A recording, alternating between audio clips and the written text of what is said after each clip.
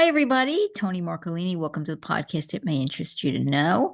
I am so excited. Lee Goldberg is back today, and if you listen to me at all, you know that he's one of my absolute favorite authors.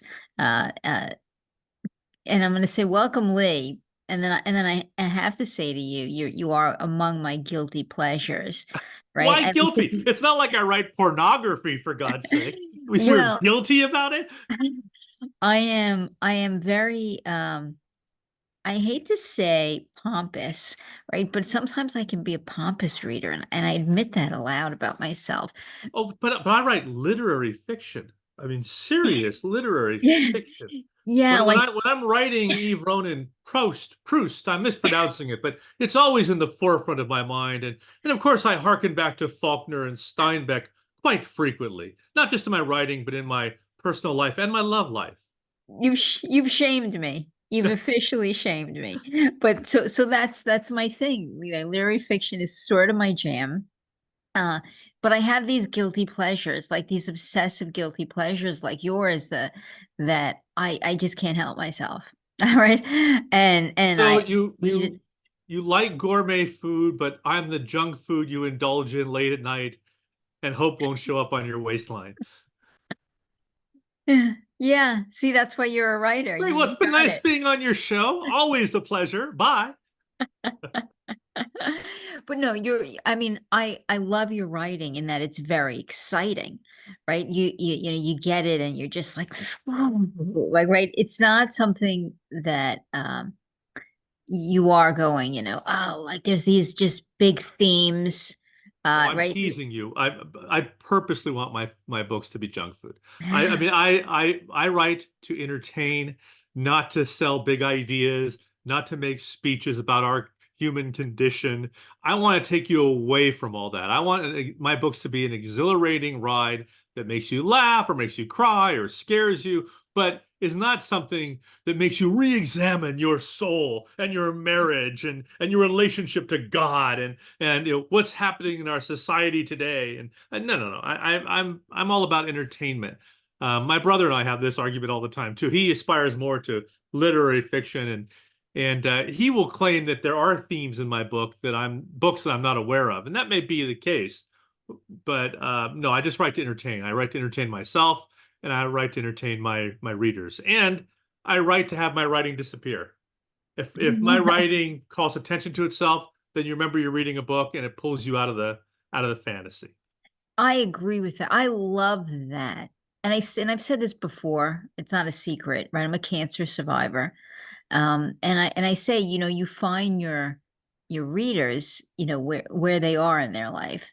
And I can tell you that when I was going through, I call it my cancer journey, um, I focused on, you know, what I could escape into, whether it was going to be the TV show I was going to watch that night, or the book I was going to get into that night, that world that let me step in and truly walk through it, and get absorbed into it. Those were things that were irreplaceable for me. I You know, don't, no, I'm not being facetious. I can't tell you how many people have come up to me at signings and conferences to say, your book took me through chemo, or your book took me through my mom's death, or your book took me through settling the estate when my parents died.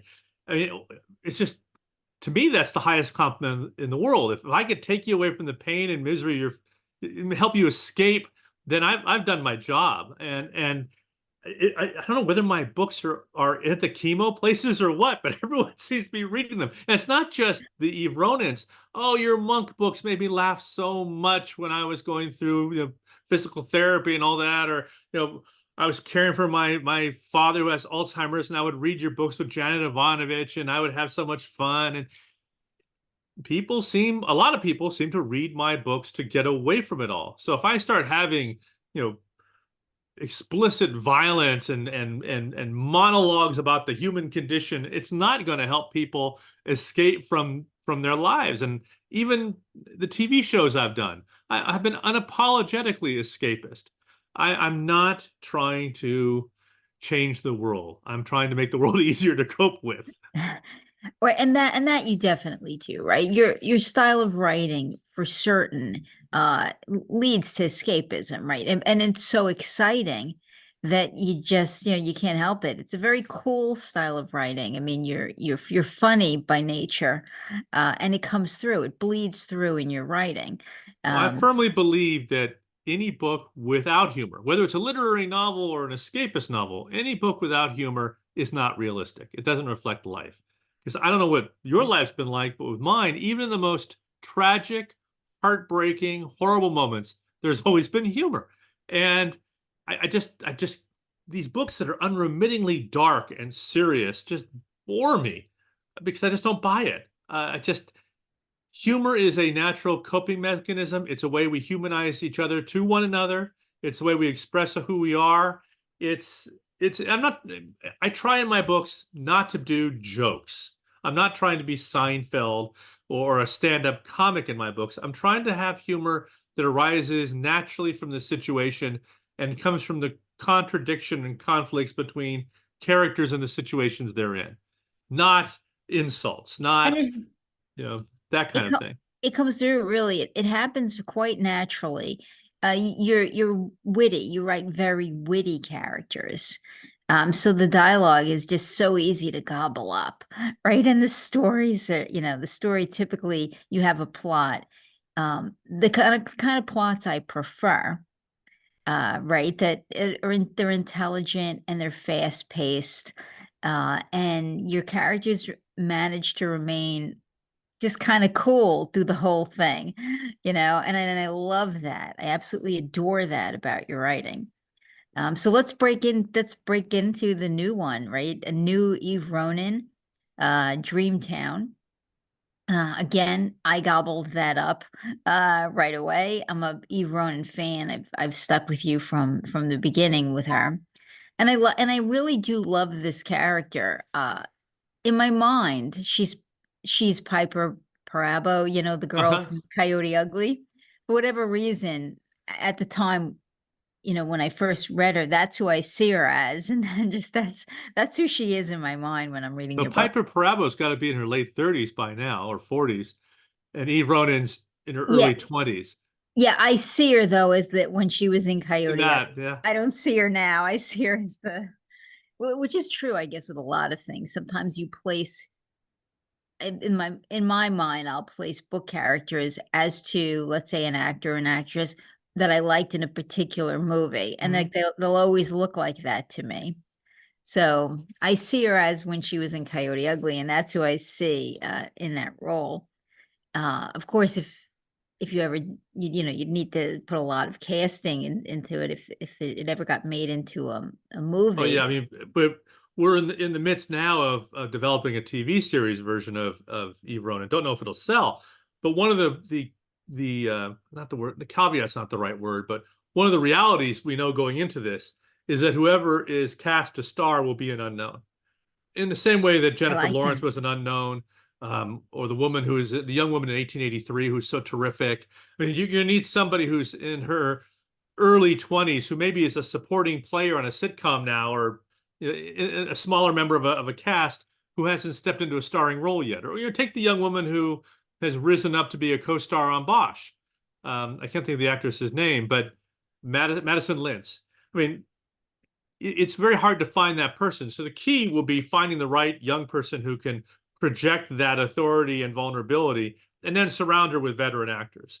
Whoever plays Duncan, her partner, whoever plays the chief of police and the captain, will probably be recognizable TV or feature names who bring their whole backlog of roles with them into this role.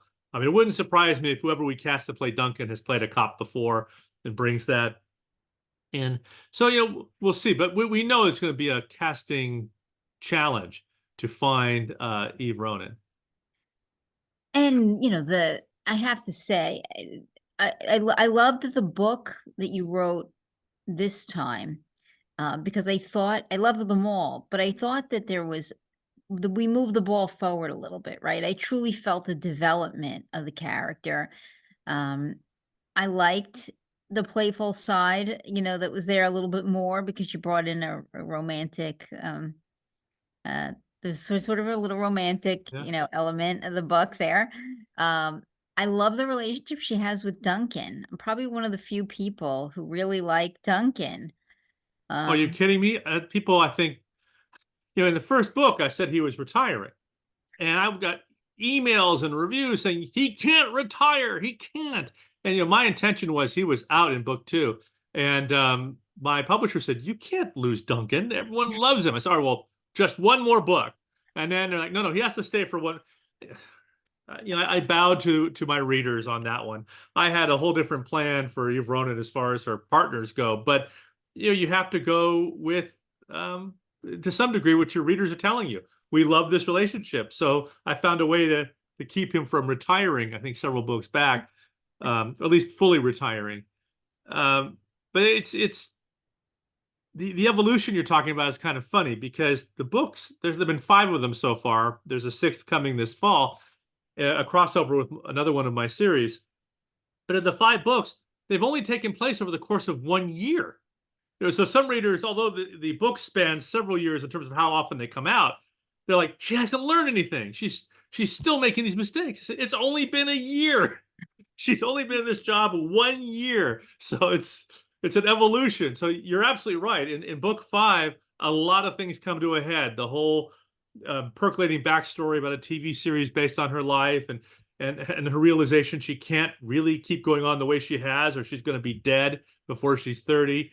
She is trying to adjust her life, and I'm doing this on purpose. I want to take her in stages. It's going to be a long time before she reaches the point that she's Harry Bosch and has confidence in who she is and knows she's the smartest person in the room and doesn't make dumb mistakes, and other people recognize her skills. But right now, she's still raw and having a psychological meltdown because there's this TV show shooting in the same places where she works, depicting things from her own life and the places where they happened, and it's being directed by her own father.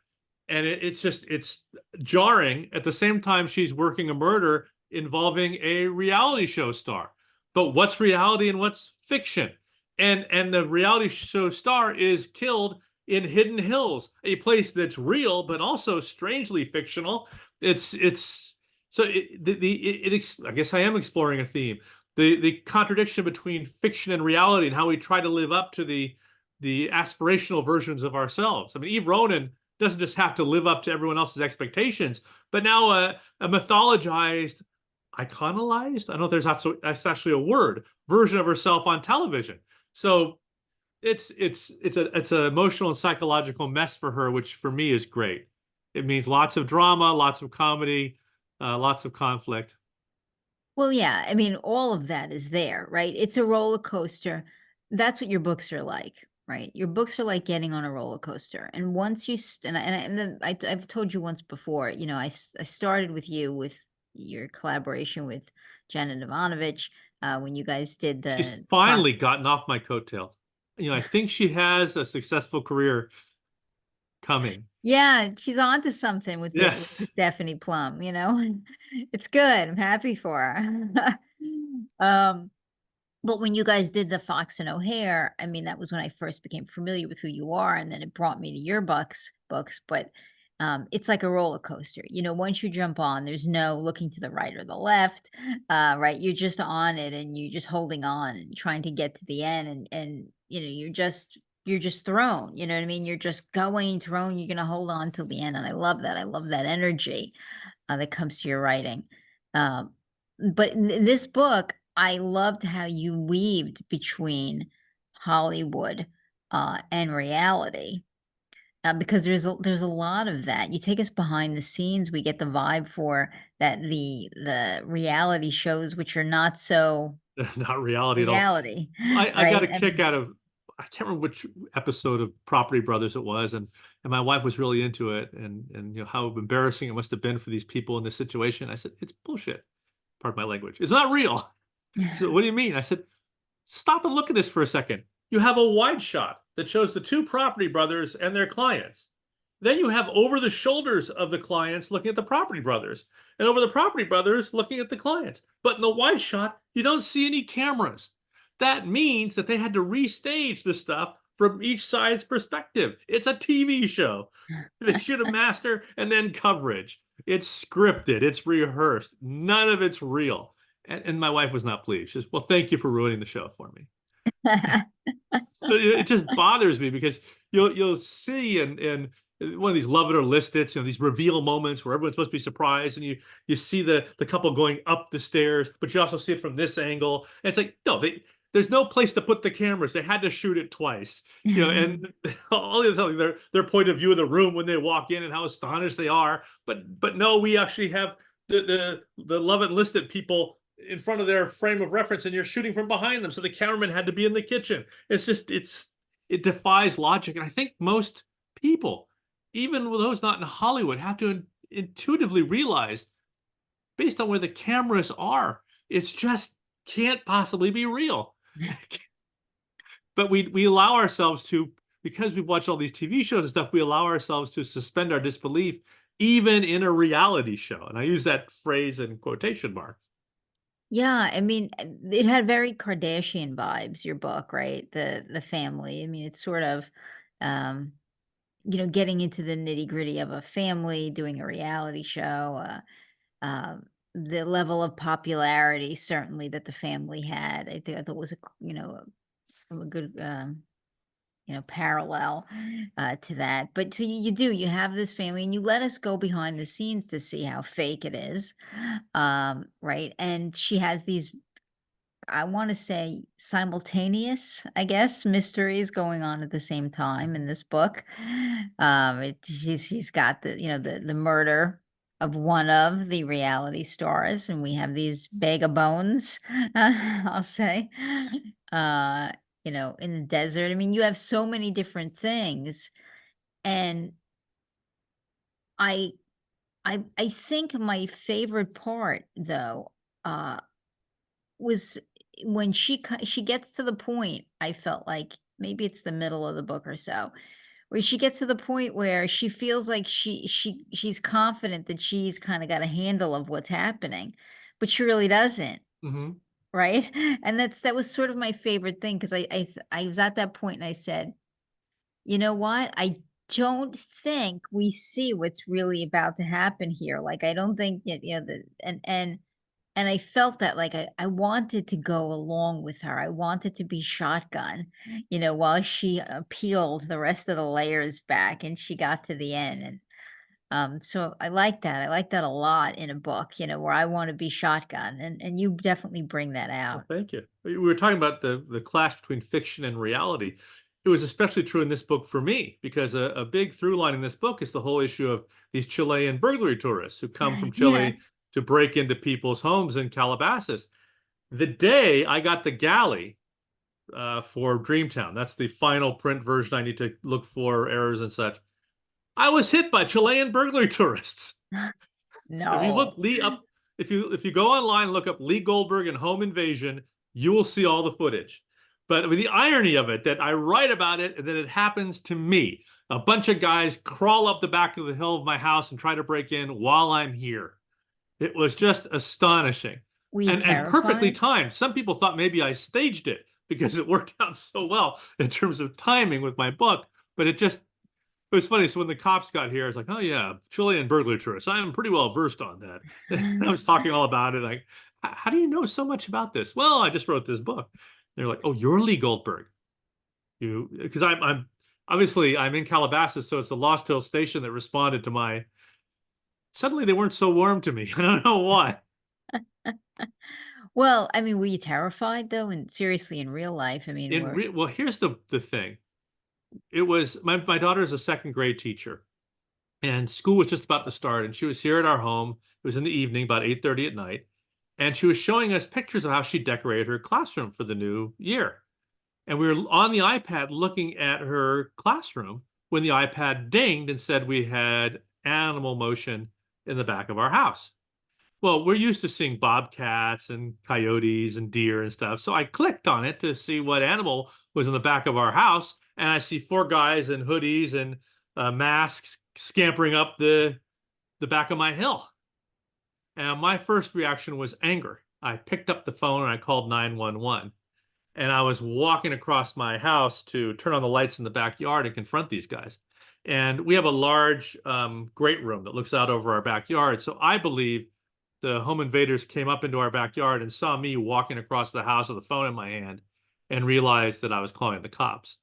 But I got to the door to the backyard, and my wife, who's French, she was, "What are you doing?" I said, "I'm gonna go out there and tell them to get the hell out of our yard." Just, "And what if they're armed? What are you going to threaten to riot a terrifying scene if they don't go away? And you're going to leave the door open so me and your daughter will get raped and murdered?" But good point. Then I locked the door.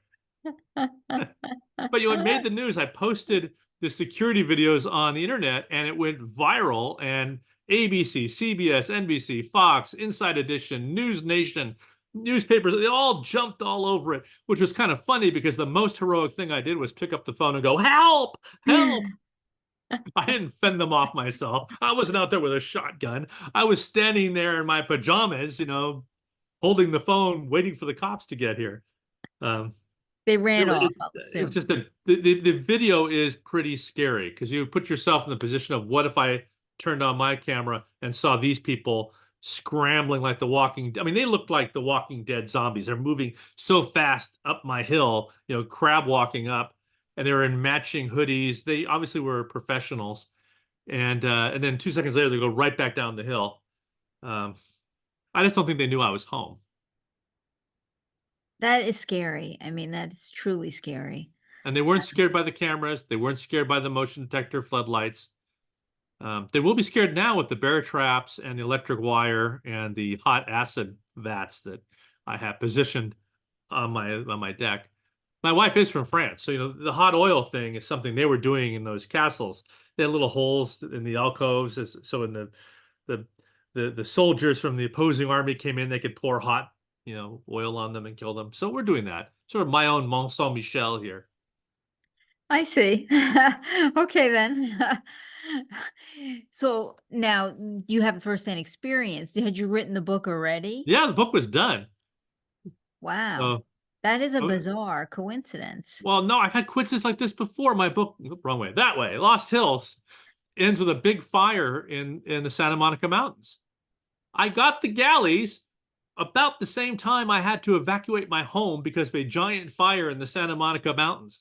And I was stuck in my sister's house out in Valencia after we'd been evacuated. And I was reading the section of my book about the swirling fire and the embers on Canaan Doom Road. And on Channel 5 at the same time, they had that footage. I went, well, what do you know? I got it right. All My right. fire came first. So It's what's going on with you there? There's some Oh, it happens ability. all the time. I mean, I've had so many things in my books come true that my wife says, "Your next book is about a diet when all you eat is Oreo cookies and lose weight, and you win the lottery." I said, "That's not very exciting." She says, I know, but I want it to come true." I love it. She has the accent then, your Oh, she wife. doesn't sound like Inspector Clouseau. I just can't do her accent. That's beautiful. I love an accent. That's gotta be nice. It makes It's sort of everything like sound better, right? Even an argument must sound better. it's sort of like being married to a female Ricky Ricardo. If you watched I Love Lucy when you were a Yeah, I kid. did. Yeah, but like I said, it's gotta even make the arguing sound better. I would think Yeah, somebody even kinda cursing me out in that language would be like, "Oh, it's still pretty." yeah. That's. I'll take a croissant to go with that insult, please. So back to the book. Yes. What is your favorite part of this book? I know you have to have one. No, I don't. I mean, anytime I put Eve Ronin in a terrible situation, I'm happy. Anytime I have her, as you say, feeling like she's right and she's wrong, I'm happy. My Yeah, favorite part. but I do want her to see things other people don't. So she does have that moment where she puts it together and realizes, if I just calmed down, if I just paid more attention, if I wasn't so relentless and in a hurry to get things solved, maybe I could spare myself a lot of pain. And one of her big goals in this book is not to end up in the ER, because in every other book, she's thrown off a cliff, she's shot, she has horrible things happen to her, and at the end of most of the books, Duncan points out to her, this crime would have been solved the same way if you went home every night at a reasonable time, had a good dinner, and watched a television show. You don't need to be so driven. and she's trying to bring that into her life and not having a lot of success. Oh, she Um, gets a little bit of romance there, though. I mean, yeah, you see her loosen up a little bit in terms of her interaction, I want to say, with Daniel. yeah. This character of Daniel showed up first in the second book, and for her, I think it was more of not a one night stand, but not anything she was ready to commit to because I think she is she's sexual, but she's desperately afraid of intimacy. I think she's afraid of showing weakness, of losing authority, of being vulnerable because she's had so many men in her life, not in terms of her own relationships, but her mom marrying all these different men. She Yeah. hasn't had a lot of great male role models in her life. And her Uh, father, who I really dislike as a character, I have to say. well, He just I have rubs to me be the honest wrong with way. you. Um, Her mother, Jen, is very much modeled after my own mother, Jan. And her father is modeled after my own father, who wasn't a television director. He was a television anchorman who always talked like this, even in casual conversation, with the same insincere smile on his face that I have right now. And Yikes. but I'm sorry. he didn't sleep around like Eve's father, but he had the same kind of we had kind of the same kind of relationship. I mean, he wanted very much back in my life once I was successful in television. He and my mom, when I was successful in television, she just kept wanting me to give her a writing job, because she was a writer. And as proud as she was of me and my brother and our success, both my brother and I are both New York Times best-selling authors. She was more jealous than proud. So it's A the lot. reason I can write Eve's mother so well. Oh, that sounds pompous, but the reason I can write her so vividly is because I'm writing about somebody I know. And like my mom was Eve's mom in the sense that my mom was named one of the 10 sexiest women in the San Francisco Bay Area when I was a kid. And she wanted to, totally explore her sexuality. So there are lots of men in her life. And I was like Eve in that I'm the oldest of four children. I became the parent to my younger sibling. So a lot of Eve is me. Um, and I think that's true of a lot of writers, whether writing about a woman character or a male character, their protagonist in some way is an expression of themselves. The best writers, right, come from dysfunction, right? The funniest, most interesting people come from some level of dysfunction Yeah. in lives. But who doesn't have dysfunction in their lives? I haven't met anybody who hasn't had dysfunction in their lives. Well, I suppose Dysfunction that's is probably life. true. I suppose that's probably true.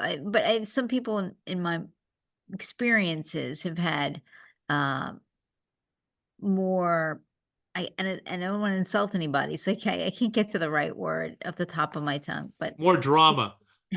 yeah, some people have had a lot more drama from childhood than others. I mean, that's just a reality. I guess some people do have that white picket fence experience, but most don't. I like to think my daughter has had the white picket fence experience. Like my character Duncan, my proudest achievement is I've been married for 35 years and my wife and daughter don't loathe me. Um, but it's and that's rare in the television business. I can't tell you how many of my friends are on their second or third marriage and they just or have, alcohol or other addictions. It's just this industry breeds that kind of dysfunction.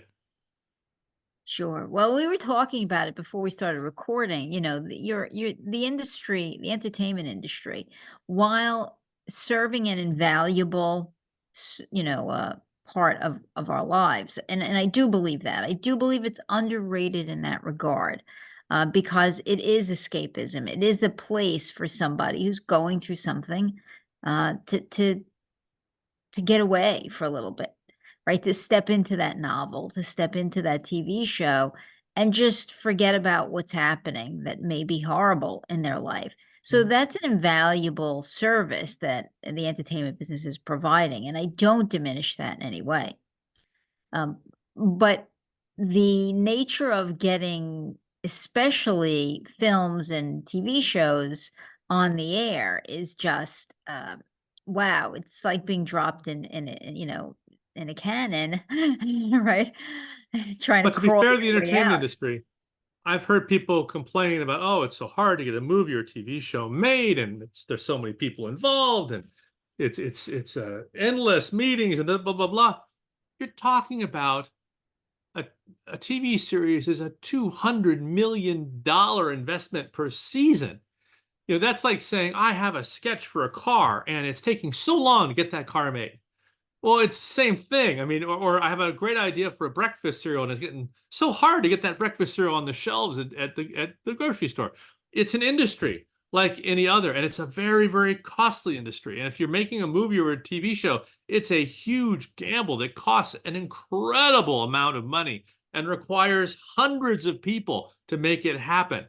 And it requires a factory. I mean, you make a TV show, you need a soundstage and you need equipment.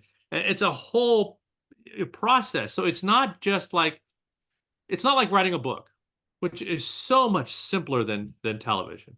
It's one person at a keyboard printing out one product, and it just takes someone to say, yes, I want to print it, and it goes through a print and create a cover. It's not the financial investment or as complex to produce as a television show or a movie. Is that what drew you to because you started your career more as in the entertainment business, in the, screenwriting, uh, field Well, no, rather I sold my first novel, 357 Vigilante by Ian Ludlow. So I'd be on the shelf next to Robert Ludlum. When I was 18 years old, the cover of the oh, it's over there. The cover of the book is right behind me. All they did was change the lower Wow. portion to match whatever was happening in the book. I bought the original painting for the cover. And it came out while I was still in college, and New World Pictures bought the movie rights, and I had a shrewd agent who insisted that I get first shot at writing the screenplay. The movie never got made, but it kind of launched my screenwriting career.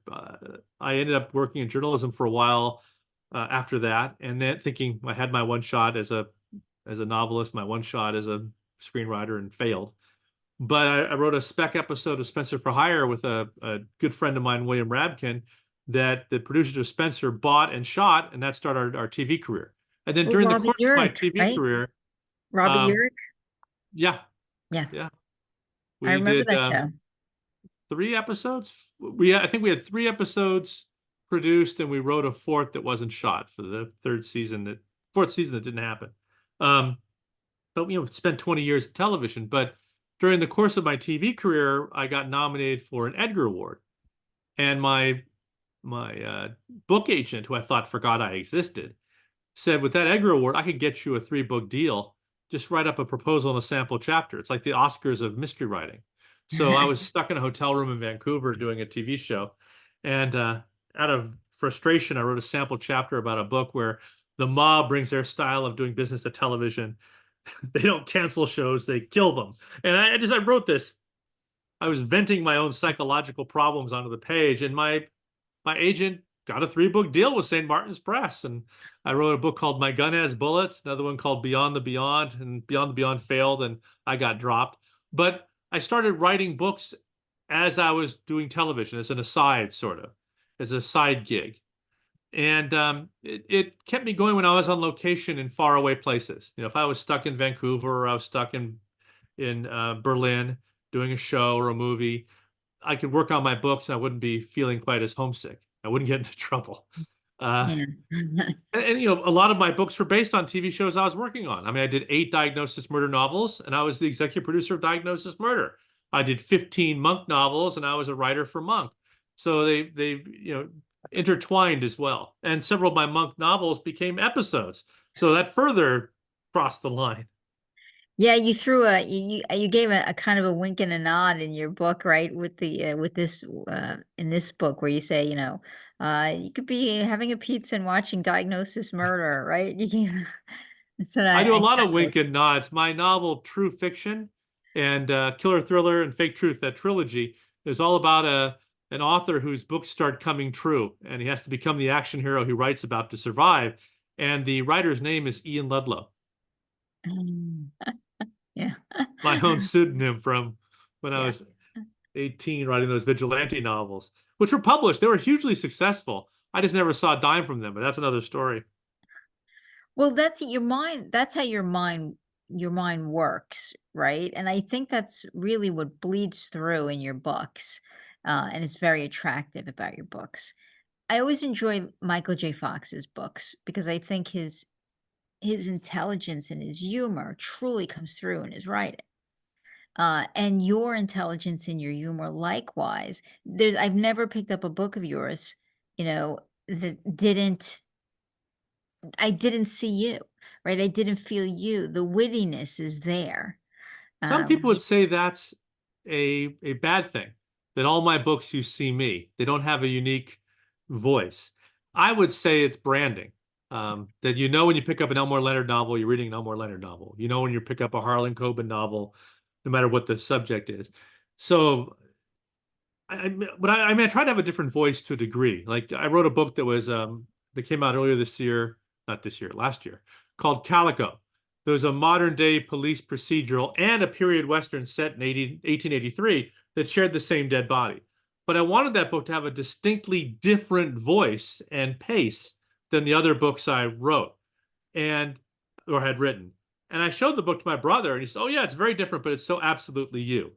So even when I try my best to be different, to have a different voice, a different pace, it's still obviously a Lee Goldberg novel. So I guess It's your wit. It's your wit because because you are funny and witty. That I don't know if you realize how truly uncommon that is. I bet if you ask your wife, she could tell you, oh right? no, she doesn't think I'm witty at all. Who's Not one bit. anybody who's probably ever had a debate with you of any kind knows you have a very sharp wit, where after you read it, you go, "Wow, that was witty." Like, to think of that, But I'll be honest with you, I go through you talk about how my books move and the sense of pacing or the roller coaster aspect. I cut out so much stuff for my own books. And I also cut out a lot of humor because sometimes I get carried away and I undercut the suspense or the emotion. So I had to be very careful that, yeah, okay, I can have something funny or light here, but I don't want to diminish the impact of this death or the impact it's having on Eve Ronin as a person. So it's a balance. And James Garner was always told, "Oh, you don't act, you're just being yourself, you make it look easy." And I know from friends of mine who worked on shows with him how hard he worked to make it look casual and easy. And at the risk of sounding pompous myself, is it takes a lot of work to make my books seem light and fast moving. I I'm am a confident it does. brutal editor of my own work. Um, and I cringe at cutting some of lines I think are really clever, but they just they kill the scene or they draw too much attention to me being clever. So if I might have a really what I think is a great metaphor, but if I can't find a way to put it in a character's mouth, I cut it. Um, it's painful sometimes, and I learned a lot of that from Janet Evanovich. She said, if I can't put the funny in a character's mouth or the cleverness in a character's mouth, I don't use it because I don't want the reader to remember they're reading a book. My brother, and I'm not saying this to criticize my brother has a different approach. He likes his writing to call attention to itself. He likes the clever turn of the phrase, the interesting insight in the prose, with the exception of maybe the first couple paragraphs of the first chapter. I try not to have a distinct authorial voice. I mean, I obviously have a voice, but I try to write in very simple declarative sentences so the writing only almost becomes stage directions in a screenplay.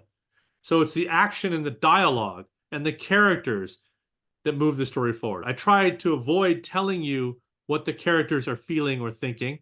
I want it to come through in what they're saying and doing so you can invest that in them and it invests you more in the book.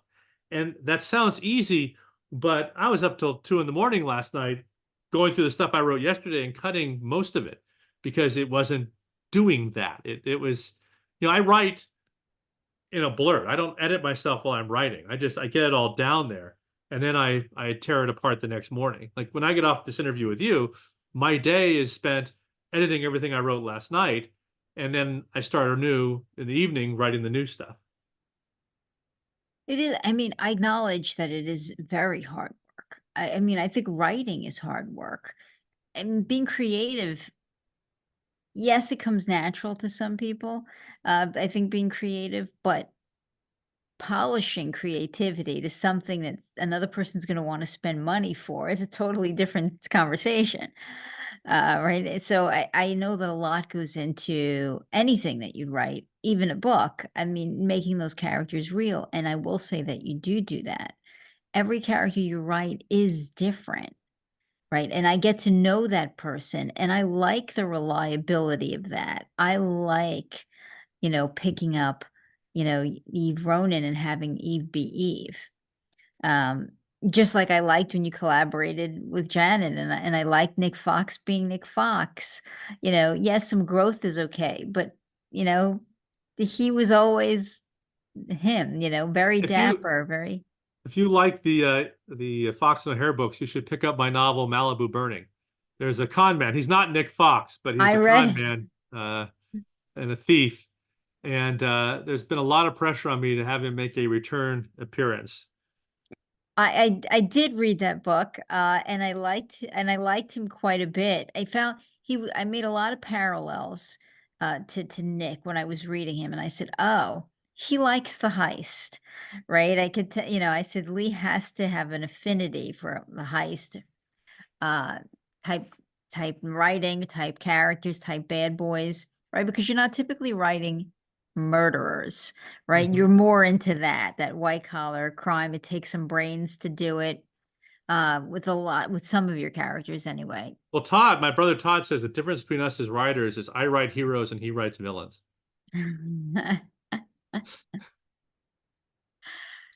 Touche. I like that. I like that a lot. Because your bad guys very frequently are likable. Well, that Uh, I learned from Larry McMurtry.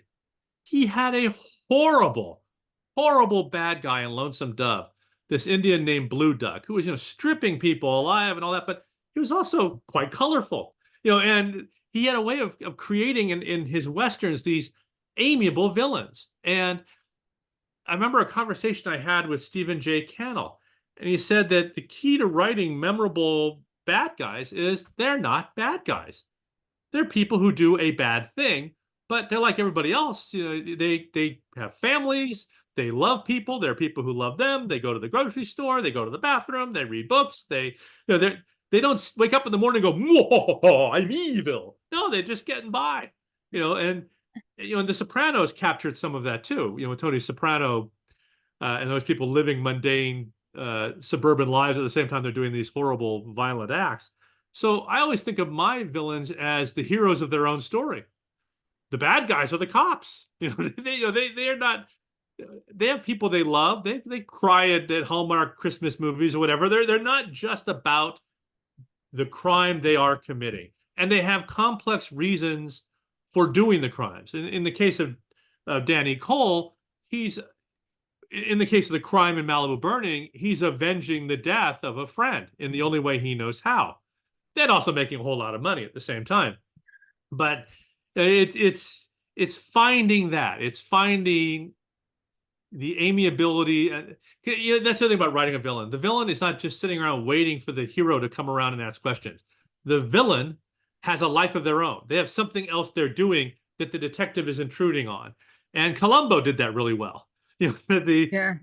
and so I try to keep that in mind too when I'm writing these books, is that the bad guy has a life.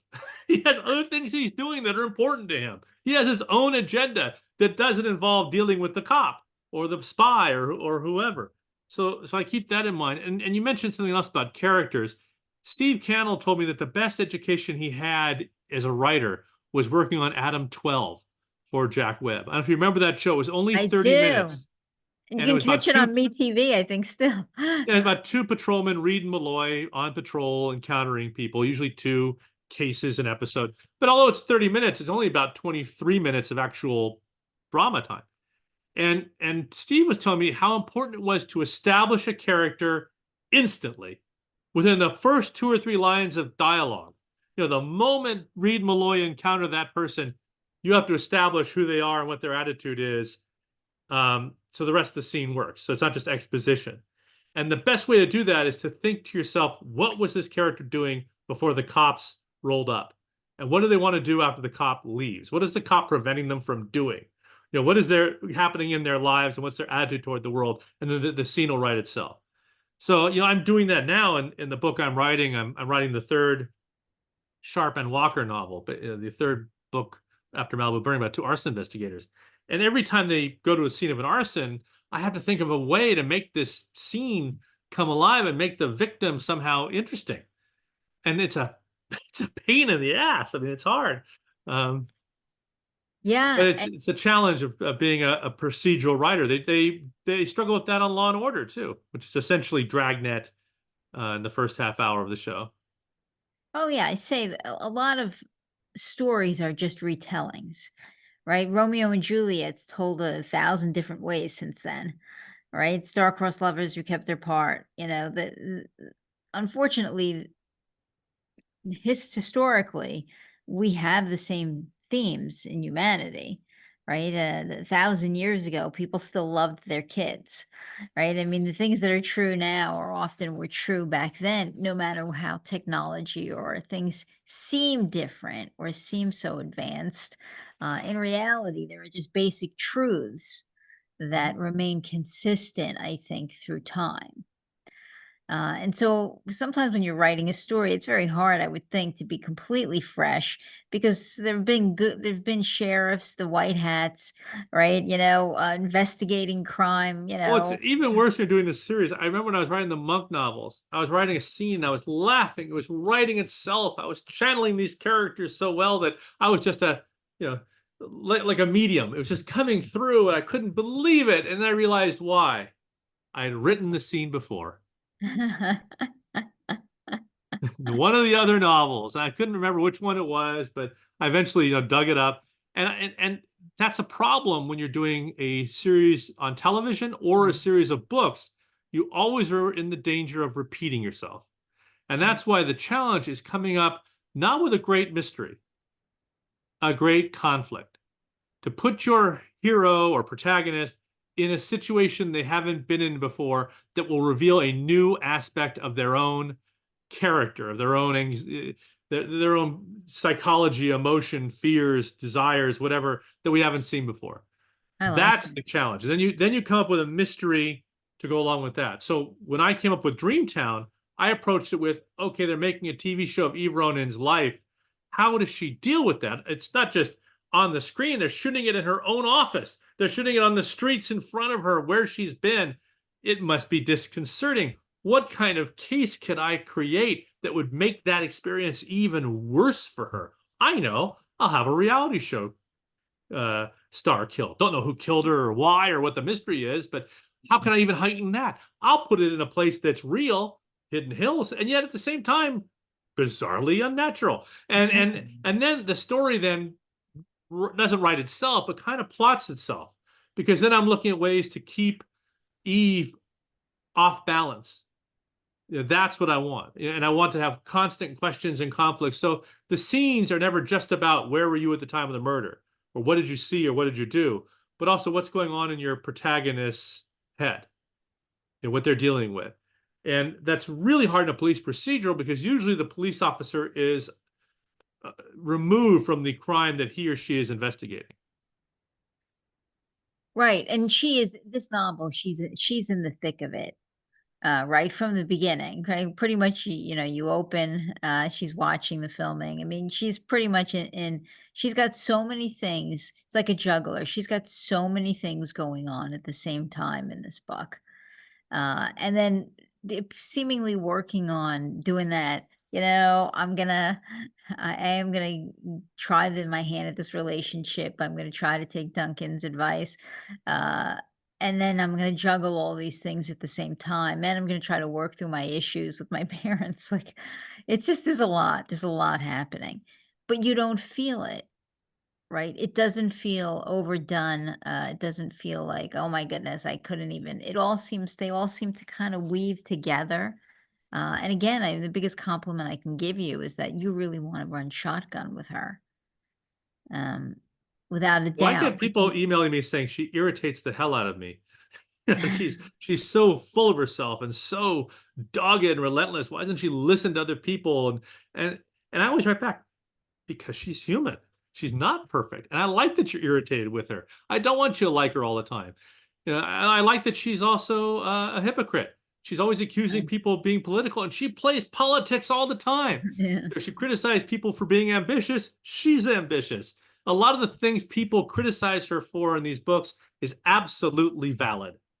They hate her for good reason, and that's important to me. I don't want her to be, perfect. That'd be so boring to Oh, write. well, you've captured that. I mean, right, she's definitely not perfect. But I think what I like is that she's very good company. Yeah. I like her. I mean, I like her so much that I was writing the sequel to Malibu Burning and I missed her. So I brought her in just to have like a cameo. And before I knew it, it was a crossover novel. It was, Sharpe Walker #2 and Eve Ronin #6. And the publisher actually had to make a decision about what to call it. And they decided to call it the second, Sharpe Walker novel that Eve Ronin is in. But it really is Eve Ronin #6. Sort of like the way Harry Bosch will have a big role in a Lincoln Lawyer novel and vice versa, or Irene Ballard. I think they flip a coin and decide which character is this a series in or episode in. Um, and now I find myself, because I like Eve, putting her in the book I'm writing now, but this the Sharpe Walker book I'm writing now, but this time it is much more of a cameo appearance than a full-fledged, crossover novel. Well, you're getting a lot of traction on your books. I mean, I know I saw the Facebook post, right? I think Malibu Burning was just optioned, if I'm not Yes. mistaken. Congratulations. Thank you. Thank you. Who knows if anything will come of it? Yeah. Well, that's the nature of that business, right? Uh, but it definitely was optioned, which means, producers are paying attention to the work you're doing, and it's a testament to how good your stories are. Well, they're very Um, cinematic. The issue is whether they'll actually come to a cinema. But we'll well, I would see. think Eve Ronin though, because Eve Ronin, if I'm not mistaken, was optioned as well. Yes, Eve Ronin has been optioned, and we've been out pitching it to networks and streamers. And there's a showrunner attached, a brilliant showrunner, a guy named Michael Chernuchin, who ran Law and Order for many years, Law and Order SVU, Chicago PD. He was on the FBI on CBS. I mean, if you're writing a police procedural, this is the guy you want running it. So I mean, I'm so thrilled to be in business with him, and he and I have had lots of long conversations, and he sees Eve Ronin very much as I do, but he also has his own unique take on her world that I'm really excited to see him have a chance, the opportunity to do. I just hope one of the networks and streamers that we've been pitching to over the last couple of weeks says yes, but who knows? There's a lot of procedurals out there, but we've been very warmly, uh, you know, received by these development executives. So we'll see. Oh, I mean, you have an audience who's just chomping at the bit waiting for that. And this is a great character. This character has the potential for being our female, Columbo, right? I mean, we have great detectives in time, like Columbo, like Monk, who have enough quirkiness, like to be interesting to be imprinted on our brains. And I think Eve has that. Right? She's not simply a female detective. I mean, she's just got a lot to her personality that I could definitely see her sticking around for a long time. What makes her different from all the other police procedurals on television is she's not the middle-aged male cop who's seen it all and is brilliant. She's not the closer, this woman of enormous authority and intellect who knows she's the smartest person in the room. She's 24 years old in a job she doesn't deserve and didn't earn through skill and experience and merit. She earned it through a viral video. And so she's having to prove herself every day. And I think that makes her much more relatable to the average person than some of these other police procedural protagonists right now. She's not Olivia Benson. And it gives us a lot of room to grow. I mean, she's not Harry Bosch yet. Hopefully she never will be in terms of the tragedy that Harry's had. But she will see her grow into that. I hope I'm writing these books for a very long time because I would like to see the arc of her going from inexperienced detective to experienced detective to a leadership role, and we will see how the past has shaped her to the person she is now. 15 books down the line. I mean, unlike, I don't want to say Stephanie Plum, but there are some characters of Nero Wolfe and other characters who never change. Spencer never changes. But Harry Bosch Sure. has changed. I mean, he's a different man than he was in the Black Echo. he's had his relationships and his career situation, his health is all changed. He's aged. I want Eve to age. I want to have the opportunity to have Eve to age. I mean, that really depends on readers buying books that I continue to be able to write about her. Oh, and I don't think there's any problem there. I mean, Eve is she's one of the great characters. I'm telling you, and somebody will go back and play this interview, 15 years from now, and you'll see how right I am. There's also marketing influences. I mean, I'll give you a peek behind the curtain. I wrote Dreamtown, and I was about to write another Eve Ronin novel, but the success of Malibu Burning, even before it came out, was so big that the publisher said, "Oh, put aside the Eve Ronin novel, and we need a sequel to Malibu Burning right away." And I realized, okay, this is going to put back Eve at least a year. So I need Eve to appear in this book to keep her alive. So then it became a crossover, it became a full-fledged Eve Ronin and Sharpe Walker novel. And then that book was available for pre-order, and the orders for that is so strong, they went, okay, instead of another Eve, we want a third Sharpe Walker. So now I'm seeing the possibility of a next full-fledged Eve Ronin novel not happening until 2026. Okay, she's got to appear in this third Sharpe Walker novel too, because I don't want her to die is not the right word. I don't want her to fade into the background. There's a phrase in publishing called cadence, and you want to have a particular cadence to your series characters. If you're writing more than one series, you want to make sure that the main series, you come back to it every 12 months. That you may write a book in between, but you don't want the other series to fall too far by the wayside. Or you better have the character appear in whatever you're writing now. So I think that's why Harry Bosch shows up in Lincoln Lawyer, and Lincoln Lawyer and Harry Bosch show up in Irene Ballard. It's, to keep those series from dimming in the Oh, public's eye. sure, because to a certain extent, right, when you're done, I'm waiting for the next one. Right. Right. And I've done, and I'm not going to name any names, obviously, but I mean, I've read series where then the it kind of drops off the the landscape. I suddenly don't hear anything about a sequel. And there was one in particular, it was like 3 years before they came out. And then you're like, I don't even really remember where the characters Yeah. left off. I'd have to go back and read the last one before I could pick this one up again. And like I was less interested. Right, just as speaking as the consumer, I was less interested when you left me hanging that long. But sometimes it's not the fault of the writer. I'll give you Yeah. a good example. I had Movie Land come out in June of 2022, I think it was. Make a long story short, I didn't have a book out for 14 months.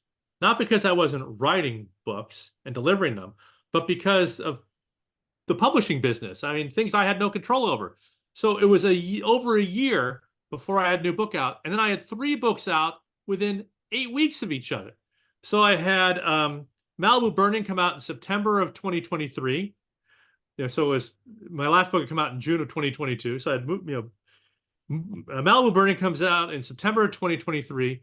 Calico comes out in November of 2023. And Dreamtown came out in January of 2024. I mean, that was insane to have 3 books come out in such a short period of time.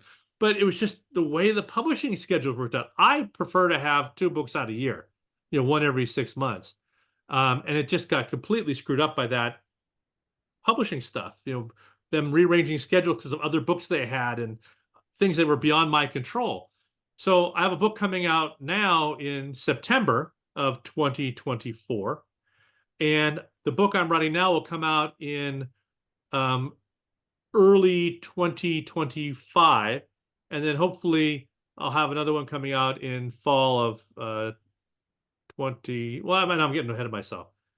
Yeah, You're always writing. the problem is I write a book and it's usually 6 months to a year before it comes out. Mm.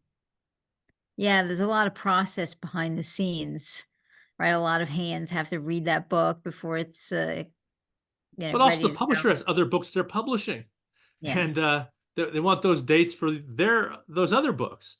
So yeah. it's like scheduling television shows. When does one air and when does one not? And you got this show waiting in the wings, and you've only got so many hours on your schedule. It's the same thing with publishers. They only have so many promotional dollars, only so many days. You don't want to have a book. They aren't publishing books every single day of the week. A publisher, it's maybe twice a month or something, or a couple times a month, or 3 times a month, because they need to promote these books and Well, you're get living the attention. dream. You're living the absolute living the dream, right? There are people who've been uh, thinking about writing since they were little, and you're getting the opportunity to create every day. Oh, are you Um, kidding? I know I'm living the dream. I'm the luckiest person I know. I'm doing right now exactly what I was doing when I was 10 years old, except I'm getting paid for it. I can't turn, I have here on my bookshelf. There's a picture of me as a little kid writing. I've been writing stories since I was learned to write. I was selling them for a nickel in our cul-de-sac. I was doing them carbon copies and stuff. So I'm literally doing right now in the middle of the night. I'm sitting here in my pajamas, listening to TV themes, writing stories about cops and spies, and I was doing that when I was a kid. it's the dream. It's a miracle. I'm thankful for it every day, and I still get the same thrill every time I open up a box of books and see my name. It's like I fooled them again. But I'm also living through imposter syndrome, and that I'm convinced I'm only one failed book away from being dropped, because I have friends it's happened to, where they had 1 or 2 books in a row that didn't do well, and suddenly they were radioactive. It could happen to me. I've had books that have bombed. I've been dropped before. So, it's always there in the back of my mind. I've had shows canceled. I'm not who I once was in television anymore, because shows didn't do well and I've gotten older. So you are always having to keep competing with yourself and fighting every day to maintain the career. Advice? What's the advice you give to young authors? Don't try to chase what's hot right now. Write the story you want to tell. Write the story that you want to read. Write the story that will amuse you enough to stick with it for 6 months or a year that it takes to write it. You got to be invested in it and love it. It has to be worth the work. Also, read good books and bad. If you read a bad book, ask yourself, why is it bad? If you read a book that makes you laugh, or that scares you or arouses you or whatever, go back and look and ask yourself, how did this person turn me on with just words? How did this person scare me with just words on a page? Or if a character makes you cry, or is really vivid, go back and study it. How did they do it? Sit down and outline that book you just read. Look at all the scenes and turning points in the character. Try to understand how the magic trick was pulled off, because it's right there. Unlike magic, where things are hidden from you, the magic trick of a book, whether it's a mystery or a heist or even a literary novel, is right there in front of you. Nice. Well, now you've gotten advice, right, from the best of the best, the cream of the crop. Um, I think that is important advice, because somebody who learns how to, but you need the talent. That's first and foremost. But a lot of people have talent and are never able to channel it into a career. Well, there is craft. You do need an education at it. You need to learn. You can teach yourself by reading, but there is a craft to it. You need to know how to reveal character through dialogue and action, and not exposition. You have to learn how to write a sentence in a paragraph. You have to learn how to use verbs. You have to find your own style too. You have to learn how to use words to create a pace. Or yeah, you can have the talent, but there is a real craft to it, just like building a bookcase or building a house. What's next? Well, as soon as I get off with you, I'm writing my next book. I'm finishing the third Sharpe Walker novel, and as soon as that's done, I don't know what the next book is going to be. It could be the next Eve Ronin novel, but there is a novel I sold to my publisher well over a year ago they also keep putting off, and it may be that. It's a brand new Columbo type, monk type of whodunit, my own, sort of weird, idiosyncratic, unusual character who has an interesting approach to solving crimes. But who knows? I may come up with a better idea. I have another idea for a police procedural that's been nagging me for a few years now, that maybe I'll write. We'll see. It really depends on how my books are performing. Like if Ashes Never Lie is a blockbuster in September, then odds are they're going to want a fourth one. But if Eve Ronin becomes a TV series, they're going to want an Eve Ronin novel real fast. So I'm at the mercy in many ways of commercial concerns. Is there it, is Eve that your main person now? I mean, is that who you enjoy you'd say writing for most of all? Well, maybe because I'm most familiar with her, after 5 books, but I have an awful lot of affection for Sharpe and Walker. Now that I'm in the third book with them, they're as alive to me as even Duncan. In fact, it's so much fun to put the four of them together and play off each other, pairing up Duncan with Sharpe and Eve with Walker. And it gives me a chance to explore those characters in a different way. And I hope to introduce readers to both series that way as well. You can read Ashes Never Lie in September as a standalone. You don't have to have read Malibu Burning or the 5 previous Eve Ronin novels. That's the No, other they're all challenge. standalone. They're all standalone in that regard, right? You give Yeah, it's enough hard to have the background. balance between serving the people who've been with the series forever and someone who's never read it before. It has to work by itself. And I do get some complaints from readers saying, you tell us stuff about Eve we already know. It's like, well, yeah, you already know it, but someone who's picking up this book for the first time doesn't know it, and they need to know who she is. Yeah. Well, I mean, I wish you luck. I hope the series gets picked up because this is a great character. You hit another home run with the book. Uh, Dreamtown, it's a fast paced, it's funny, it's great to hang out with Eve again. I enjoyed it. I can't say enough good things. I Well, really thank enjoyed you. the book. As I Thank you. do always. I mean, I jump on the roller coaster. I know I'm going to jump on, as soon as I begin, and I stay on till the end. One of You're, these days, you'll have to read Calico and let me know what you think. It's a very different kind of book for me. I will read Calico now that you've said that, because I haven't read it, It's and also I'm been optioned. I curious. can't talk about whom, but they've optioned it with an eye toward an 8 episode streaming series, which would be Oh, great. Um, I don't well, know I who they mean, can bring. Hollywood has their eye on you, that's for sure. They do. They have their eye on me. I wish they'd turn their cameras on the projects. Now, I've been very, very fortunate in optioning my books over the years, but nothing's come of it so far. Well, I mean, you've written for TV for years, whether or not, and I think again, like you pointed out early on, I think it's really hard to transition from anything into getting a successful show. For every one TV show, there's probably a million other ideas, people pitching, like you said, Right? pilots being ordered and going nowhere, and um, it's a rough business. It It's is. it's And it's different than any other, right? And even most though other I've written and produced hundreds of episodes of television, when I go into these things, I always say the same thing, which is I'll be as involved or uninvolved as you want me to be. If you want me just to stay at home and collect a check, I'll do that.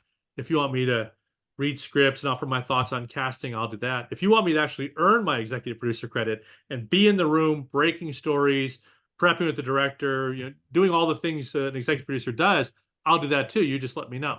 And each one time I've optioned these things, it's been different. I mean, I'm very well aware of where I fit in the TV universe now, and I want them to bring in a showrunner who's hot that everyone wants to work with. And I know that's not me, but I can be an asset to the show, or a showrunner might see me as a hindrance. It's different with each showrunner.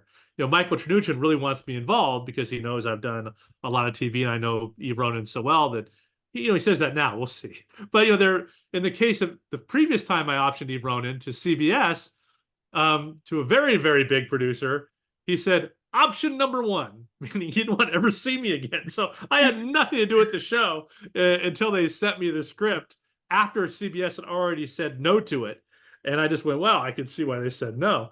Um, but yeah, so we'll see. And and that's the other thing that impacts what I'm doing next. If Free Running goes forward and I'm very actively involved in the show, then obviously my books will be delayed as I'm busy working on the TV series. I mean, look how Michael Connelly slowed down when he was deep involved in Bosch. He wasn't doing quite as many books a year. That's Well, you just can only be in one place at one time and be doing one thing, but I do think your readers are invested enough in Eve, um, to want to see her hit the big screen. And I do think again what you said earlier is very true. You need to cast and cast and cast and cast for that role. That can't be played by just anybody. oh, you're To right. to get that role right, you've I don't know got if you to. ever saw the Reacher TV series, but they found a young woman in the first season who was a deputy in this small town who projected enormous authority. It's like, yes, that's a great. I mean, she's too old; she's in her 30s, but they were able to find someone. Like 1883, they found this young woman who'd never been in anything really to be the lead of that show, and she was 18 years old, and she was just fantastic. And Jennifer Lawrence, when she was in Winter's Bone, she'd been a supporting player in a syndicated sitcom before Winter's Bone made her a star. So that they're out there. You just have to find them. And I think that's what you'd need for Eve, right? I mean, Yeah. she has to be captured by just the right person. I think it would be really a crime not to have you heavily involved with the script. I've said it before, to you, but Eve exists in your head, right? So, I mean, to not have you involved Well, in with some ways, having a screen. novelist who's got extensive experience in TV is an asset. In other ways, it's an obstacle because there's some showrunners who think, oh, great, I'm going to have this guy who thinks he's running the show driving me nuts all the time, or worse, will stab me in the back and take the show away from me. And then there are others who say, oh, what a great collaborator. He understands exactly how TV works and the kind of changes we need to make to Eve to make it work on television.